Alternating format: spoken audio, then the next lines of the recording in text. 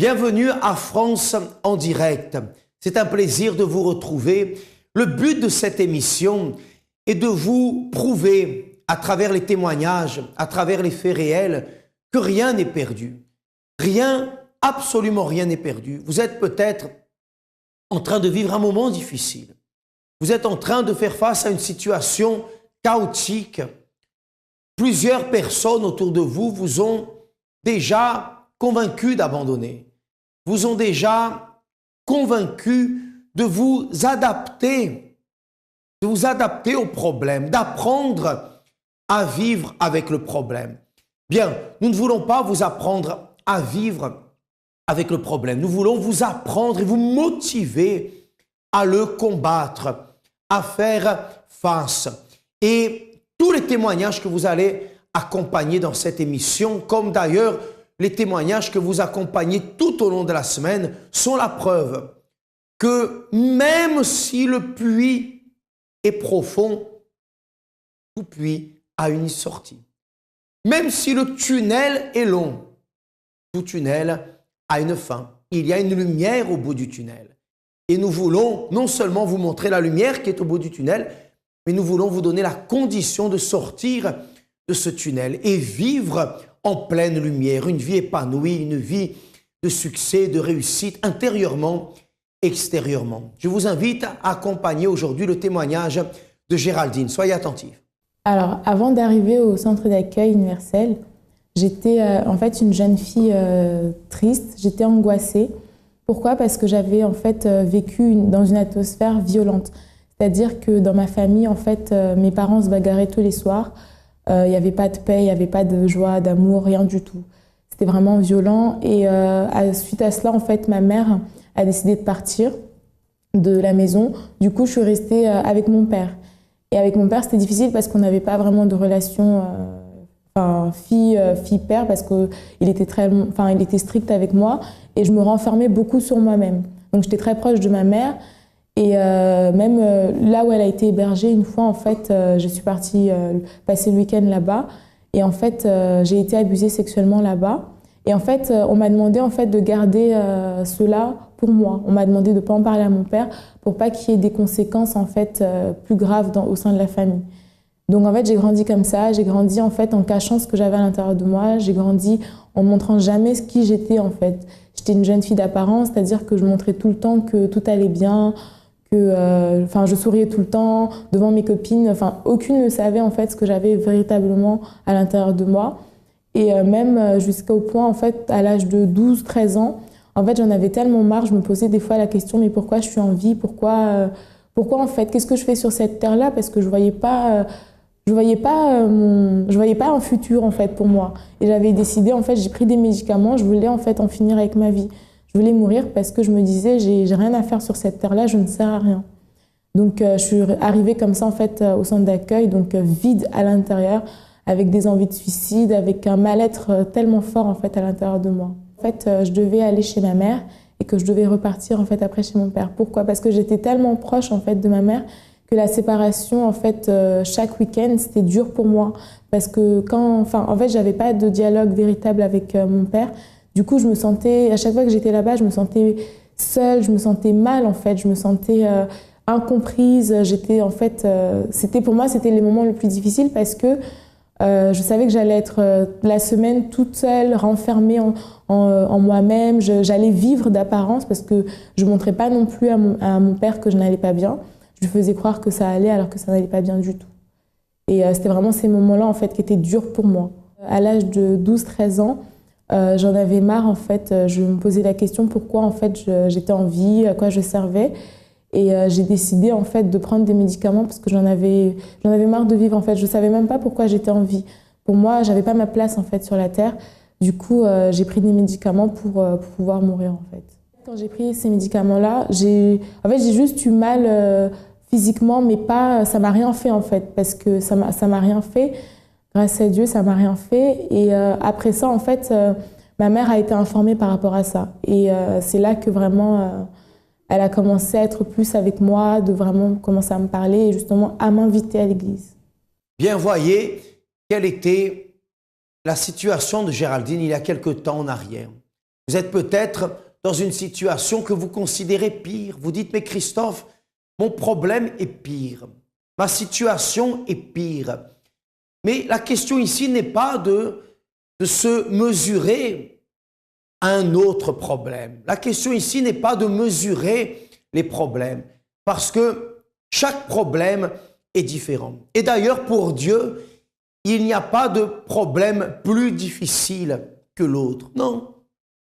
Pour lui, n'importe quel problème peut être résolu, parce qu'il en a la condition, il en a la force. Sa parole et sa promesse sont en faveur, non pas de ceux qui ont un problème moins grave, mais en faveur de toutes celles et de tous ceux qui croient. Et la croyance et la foi, elles se manifestent à travers l'attitude. Les textes nous disent la chose suivante. À quoi bon dire que nous avons la foi si nous n'avons pas les attitudes? Peut-être qu'à la question « Est-ce que vous croyez ?» vous répondez « Je crois ». Mais comment se manifeste cette foi? Comment se manifeste cette croyance? Vous voyez qu'il y a parfois des maris qui disent « J'aime mon épouse », mais qui la trahissent, qui la violentent verbalement, physiquement. Est-ce qu'ils aiment? Est-ce qu'ils aiment? Bien sûr qu'ils n'aiment pas. Et il en est de même de la foi. La personne dit « Je crois », mais elle n'agit pas. Je conçois, je comprends que parfois le problème peut nous décourager. C'est normal.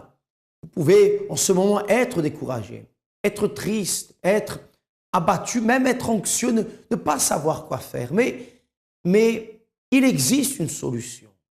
Ne restez pas dans cet état, ne restez pas dans cet état d'esprit de perdition, chaotique. Non, il existe une solution. Géraldine en est la preuve. C'est ainsi qu'elle est arrivée au centre d'accueil universel. Maintenant, qu'a-t-elle fait? Comment s'en est-elle sortie? C'est ce que nous allons voir dès à présent. Donc je suis arrivée en fait au centre d'accueil avec toutes ces pensées-là à l'intérieur de moi, ce mal-être-là à l'intérieur de moi, et aussi avec beaucoup de problèmes. C'est-à-dire que au sein de ma famille, en fait, du côté de ma mère, il y avait vraiment beaucoup de blocages dans la vie administrative, au niveau même du logement. C'est-à-dire qu'en fait, avec ma mère, on vivait dans une situation difficile dans le sens où on n'avait pas de logement à nous. Donc, c'est arrivé en fait à un moment où la personne qui nous hébergeait nous a demandé de partir. On avait 2 semaines en fait pour trouver un nouveau logement. Donc, ça a été vraiment difficile. On s'est retrouvés en fait sans domicile fixe, puisqu'en fait chaque 2 semaines, on devait aller chez des personnes, chez différentes personnes. Chaque 2 semaines, on déménageait entre guillemets. Et c'était vraiment difficile parce que cette période-là, j'étais en train de passer mes examens. Et en fait, des fois, j'allais à mes examens et en fait, le soir même, je ne savais pas où j'allais en fait dormir. Mais en fait, par rapport à ça, en fait, dans ma tête, je me suis dit, je ne peux pas accepter cette situation parce que je peux pas. Je crois en Dieu, je crois en Dieu qui fait l'impossible devenir possible. Je ne peux pas accepter de vivre comme ça, sans domicile, alors que je sais que Dieu, il avait une place pour moi quelque part.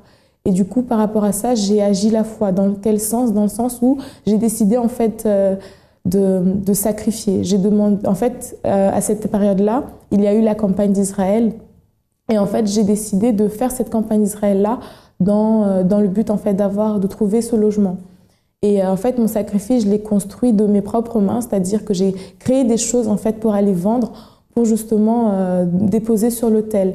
Parce que je savais en fait que j'avais déjà fait les recherches avec les aides sociales, j'avais déjà fait les recherches par mes propres moyens, j'avais fait beaucoup de recherches, j'avais demandé aussi aux autres, mais je savais que la réponse, c'était que Dieu qui pouvait me donner parce que ça, c'était...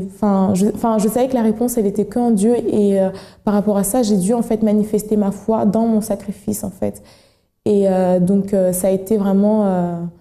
dans cette foi-là, dans cette action-là que j'ai pu en fait avoir ma bénédiction. En fait, à chaque fois qu'il y a la campagne d'Israël, pour moi c'est un défi parce que je me dis, en fait, j'ai beau avoir, peut-être aujourd'hui j'ai quelque chose de matériel, mais je n'ai pas en fait cette garantie-là que ça va durer, que ça va perdurer. Et en fait, pour moi, la campagne d'Israël, c'est un défi. Pourquoi? Parce que toutes les choses impossibles que justement j'ai pas pu conquérir ou des choses comme ça, et ben en fait je me dis non, pendant la campagne d'Israël, ça va être ce moment-là où justement cette chose impossible-là qu'il y avait, elle va devenir possible. En fait, pour moi, c'est un défi et en fait, quand elle arrive, je suis contente parce que je me dis, ça va être des jours où justement je vais me dédier à Dieu, je vais faire mon sacrifice matériel, physique et spirituel et je sais qu'à la fin, j'aurai la réponse parce que Dieu, il va me répondre. Et pour moi, c'est un défi en fait. À chaque fois que la campagne d'Israël elle arrive, c'est un défi de faire plus et de conquérir plus en fait pour la gloire de Dieu. Bien, vous voyez que Géraldine a décidé de croire. Malheureusement, beaucoup de personnes décident de croire dans le mal. Quand je dis dans le mal, je veux dire dans le problème, dans la voie négative. Tu ne t'en sortiras pas. Ta vie est finie. Ta vie est perdue, c'est fini. Non. Elle a décidé de croire dans la parole positive. Elle a décidé de croire dans la parole de la vie et d'agir en fonction de cette parole à travers les propos, à travers les chaînes de prière, à travers la campagne d'Israël dans laquelle elle a décidé de se lancer, de sacrifier, de plonger totalement, si je puis dire ainsi, sans retenue, de tout son cœur, de toute sa force. Alors elle a trouvé l'échappatoire, elle a trouvé la solution. Et nous allons voir d'ici à quelques instants qui est Géraldine aujourd'hui. J'aimerais profiter de l'opportunité pour vous inviter à préparer votre verre d'eau. D'ici à quelques minutes, nous réaliserons la prière en votre faveur. Vous rappelant également que vous pouvez nous appeler au 01 53 35 85 12. Vous qui avez besoin d'un conseil, d'une orientation, vous avez besoin de parler à quelqu'un, avant même de venir au centre d'accueil, n'hésitez pas. Le numéro de téléphone, ce numéro de téléphone est à votre disposition. OK? À tout de suite. Donc quand je suis arrivée au centre d'accueil, j'étais une jeune fille en fait d'apparence mal à l'intérieur de moi. Et en fait, en participant des chaînes de prière, des propos, des campagnes d'Israël, en fait, ce mal-être à l'intérieur de moi, il a disparu. Pourquoi? Parce que en écoutant, en mettant en pratique en fait ce que j'ai appris, en sacrifiant, j'ai pu en fait passer de cette jeune fille suicidaire, triste, angoissée, à une jeune fille en fait qui a la joie, qui a la paix, qui est plus d'apparence, c'est-à-dire je vis plus d'apparence, je fais plus semblant d'être non, je suis moi-même, je suis heureuse comme je suis, j'ai la joie, j'ai la paix. Et justement aussi par rapport aux problèmes, aux difficultés que j'avais, donc par rapport au logement, qu'est-ce qui s'est passé? Donc après cette campagne d'Israël-là, on m'a rappelé en fait un centre que j'avais déposé mon dossier depuis longtemps, m'avait appelé pour me demander justement si je cherchais toujours un logement. Donc moi j'ai dit oui et je pensais simplement en fait aller déposer une pièce de mon dossier.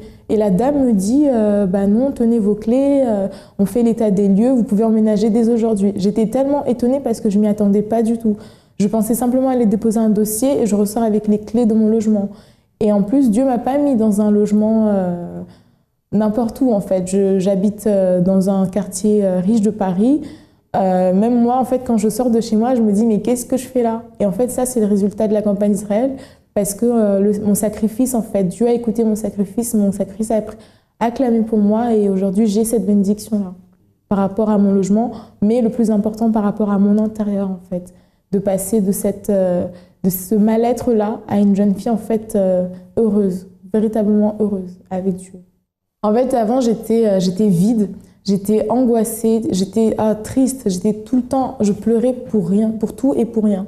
Tout me faisait pleurer, des fois j'étais triste, je ne savais même pas pourquoi.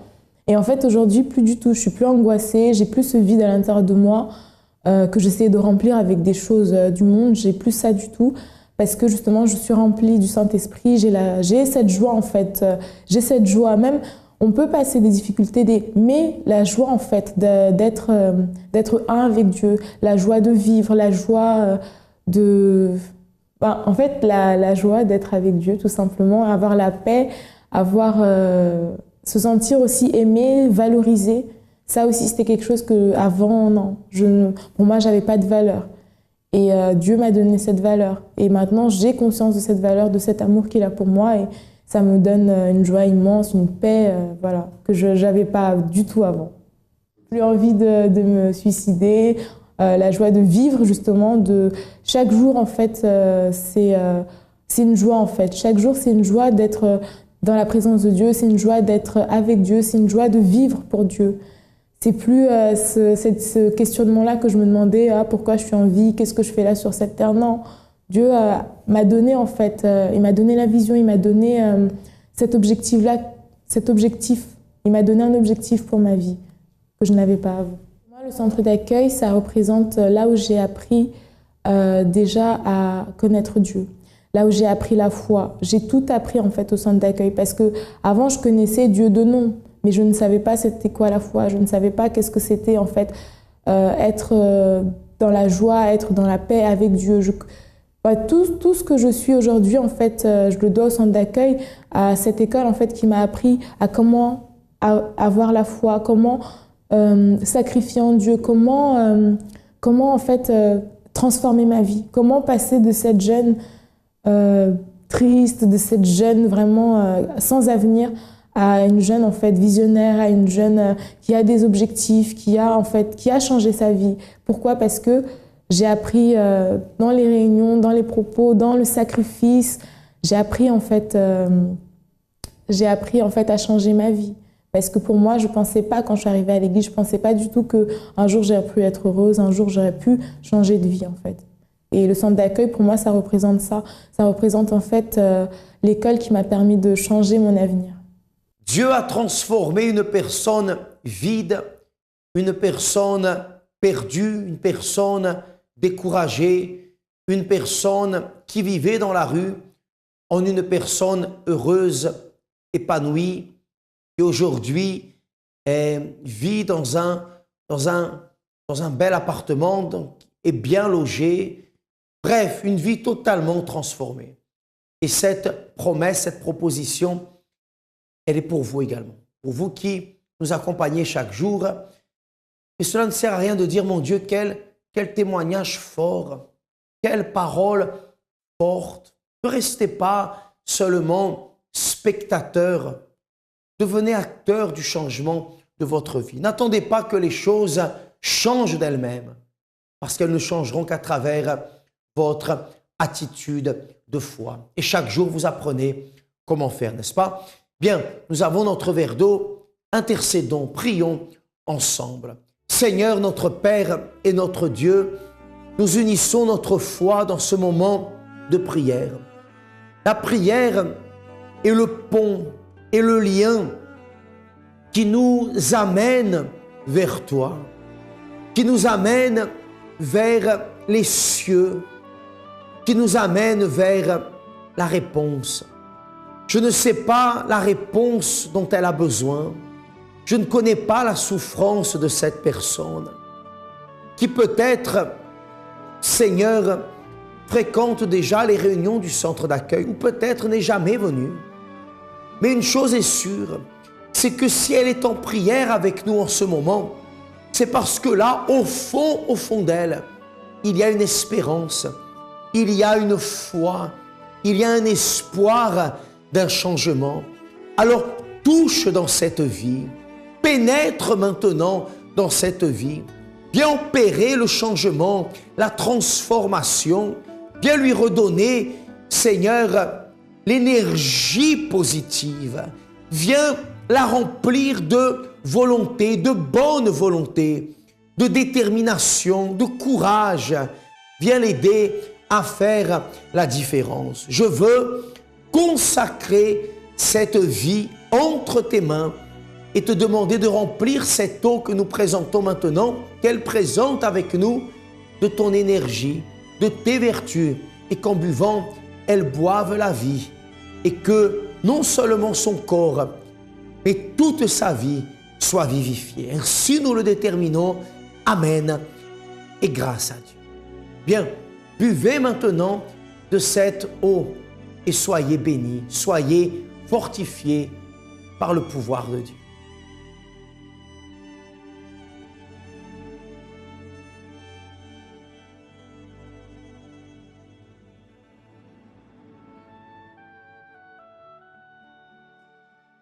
Avant d'arriver au centre d'accueil universel, ma vie était complètement à terre. C'est-à-dire que j'étais dépressive, angoissée, peureuse, j'étais vraiment triste, je pleurais pour rien. J'avais en fait une vie d'apparence parce que apparemment j'avais tout. J'avais un bon travail, j'avais tous les biens matériels qu'il fallait. J'avais une maison, j'avais une voiture, j'avais mon futur mari qui était toujours avec moi. Enfin, j'avais une famille unie. J'étais toujours, d'apparence, j'étais bien parce que j'avais tout ce qu'on peut penser qui peut nous rendre heureux. Mais finalement, à l'intérieur de moi, j'étais vraiment, mais vraiment à terre parce que je pleurais sans cesse. J'étais triste parce que j'avais à l'intérieur de moi un manque. J'avais pas confiance en moi. J'avais une famille qui était toujours là pour moi, toujours en train d'essayer de m'aider, mais ils ne pouvaient pas me comprendre parce que à l'intérieur de moi, c'était ce vide qui j'essayais de le remplir par les amitiés ou par le travail ou par l'argent, mais finalement ça comblait jamais ce vide. Du coup, je rentrais chez moi le soir, j'avais mon copain qui m'attendait à la maison et je pleurais. J'allais m'enfermer dans la chambre et je pleurais sans cesse, tout le temps, c'était comme ça. Et c'était vraiment un poids sur mes épaules d'avoir cette tristesse parce que pour moi, je devais pas montrer aux autres que j'étais triste ou que je n'allais pas bien. Parce que pour moi, personne ne pouvait comprendre en fait. Moi-même, je ne comprenais pas pourquoi j'étais comme ça. Bon, j'étais pas bien aussi parce que j'avais tellement des mauvaises pensées sur moi-même. Je pensais que j'étais nulle, je ne pouvais pas réussir dans la vie. J'avais pas d'objectif même, j'avais pas de projet pour le futur. Je pensais que j'allais toujours travailler dans la même entreprise. J'avais vraiment pas d'objectif ni de vision pour moi-même. Et ça, c'était dû au manque de confiance en moi que j'avais. Étant donné que je pensais que j'étais la pire des personnes, la pire fille qui existe sur Terre presque, je me disais mais non, mais de toute manière, y a rien pour toi, tu es trop nulle, tu vas pas réussir. Du coup, ces mauvaises pensées m'ont vraiment détruit de l'intérieur et du coup, c'est ça qui a engendré ma tristesse et ma dépression. Je suis arrivée au centre d'accueil universel par le biais de mon conjoint, qui lui-même a été invité par sa mère en fait. On n'habitait pas en Île-de-France, en fait, on habitait dans le Nord. Donc du coup, moi j'ai été une fois, c'était au mois de décembre. Donc j'y suis allée une seule fois et c'était vraiment pour faire plaisir à mon conjoint parce que je me suis dit, bon, je vais les accompagner, ça va leur faire plaisir. J'y suis partie et je me suis dit, non, bon, je vais pas y retourner parce que ça m'intéresse pas. En fait, j'ai d'autres choses à faire et ça va pas être très utile pour ma vie. J'ai été invitée tout le temps par ma belle-mère, tout le temps. Au début, je disais non. Et finalement, je me suis dit, bon, de toute manière, là, j'ai rien à faire, je travaille pas, je vais aller voir comment ça se passe. C'était vraiment par curiosité. Hein. Et donc, j'y suis allée. Et au fur et à mesure que j'ai commencé à venir, j'ai commencé à penser que peut-être ça pouvait être la solution à mes problèmes. Tout en doutant toujours parce que, étant donné que je ne croyais pas du tout en Dieu, en fait, auparavant, j'étais vraiment athée. Donc du coup, petit à petit, je me suis dit non mais je suis arrivée vraiment avec un état d'esprit qui me disait non mais Dieu n'existe pas, ta vie ne va pas changer comme ça. Hein. Et cependant, en faisant les réunions en fait du centre d'accueil, j'ai commencé à me dire de toute manière ta vie, elle est par terre, t'as rien à perdre, donc autant essayer de mettre les choses en pratique ou autant essayer de venir plus souvent pour écouter les choses, pour pouvoir voir si justement, soit Dieu existe. Et s'il existe, alors il va faire un miracle, soit il n'existe pas, et dans ce cas, j'avais raison. Et donc du coup, j'ai commencé à venir plus souvent. Ce que j'ai fait surtout, c'est mettre en pratique ce qui sortait de l'hôtel en fait. J'ai commencé à pouvoir écouter et mettre en pratique la parole. Je me suis dit de toute manière, ça va rien me coûter de faire, donc j'ai commencé à mettre en pratique. Tout ce qu'il me disait de faire, je faisais. Sans penser vraiment que ça allait marcher, mais je me disais de toute manière, si Dieu existe, il va faire alors, mais s'il n'existe pas, ma vie va rester comme ça. J'ai tout sacrifié parce que sans me poser de questions, et je me suis dit ma vie elle va changer. Alors ma vie aujourd'hui, à travers les campagnes d'Israël, les propos au centre d'accueil universel que j'ai suivi, ma vie a été totalement transformée. J'ai plus cette angoisse, j'ai plus cette peur, j'ai plus cette nervosité que j'avais auparavant. J'ai vraiment été transformée de l'intérieur. Et c'est ça qui a pu ce qui a pu surtout transformer ma vie, c'est que j'ai aussi participé au jeûne de Daniel, au propos du jeûne de Daniel. Et à travers cela, je me suis donnée vraiment à 100% à Dieu. Et Dieu a répondu. Il m'a donné le bien le plus précieux que je pouvais recevoir, qui est son esprit, bien sûr. Donc auparavant, j'avais tout, mais j'étais très malheureuse. Maintenant, en fait, ce qui me manquait, c'était vraiment, pour être comblé, le Saint-Esprit. Maintenant, j'ai également tout, mais j'ai surtout le Saint-Esprit. Donc c'est vraiment ça qui a pu changer totalement ma vie. La jalousie est complètement terminée, je lui fais confiance à 100%. Étant donné que j'ai trouvé confiance en moi, alors j'ai totalement confiance en lui. Plus de jalousie, plus de crise de nervosité parce qu'il est rentré trop tard ou parce qu'il ne m'a pas répondu au téléphone ou des choses comme ça. Non, plus du tout de choses comme ça, c'est vraiment totalement transformé.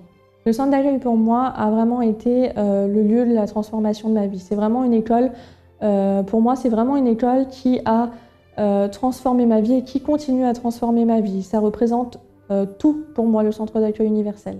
Bien, mais nous arrivons au terme de notre émission. Quel que soit le problème, quelle que soit la lutte, sachez que la solution existe. Chaque samedi au centre d'accueil universel, nous réalisons la prière des cas impossibles, ou tout du moins des cas considérés impossibles. Parce qu'il est écrit dans les textes, et nous le voyons à travers les témoignages également, que tout est possible à celui qui croit. Alors, rendez-vous au centre d'accueil le plus proche de chez vous, de votre lieu de travail, le samedi, pour la prière des cas impossibles. Et bien sûr, pour lutter, pour affronter les moments difficiles, nous avons besoin de force. C'est la raison pour laquelle j'aimerais vous inviter et laisser une invitation toute particulière, spéciale, pour la réunion du dimanche. Chaque dimanche, la réunion du renforcement intérieur, la réunion de la rencontre avec Dieu. Notre siège national est au 254 rue du Faubourg Saint-Martin, dans le 10e arrondissement de Paris. Et chaque dimanche, 6h le matin, 8h, 10h et midi, vous avez l'opportunité de fortifier votre foi. Personnellement, je suis à Montreuil, au 17 avenue Faidherbe, proche de la ligne, du terminus de la ligne 9, mairie de Montreuil, et la réunion est à 8h ou à 10h, ou au centre d'accueil le plus proche de chez vous. Les adresses défilent sur le bas de votre écran. À très bientôt. Que Dieu vous bénisse.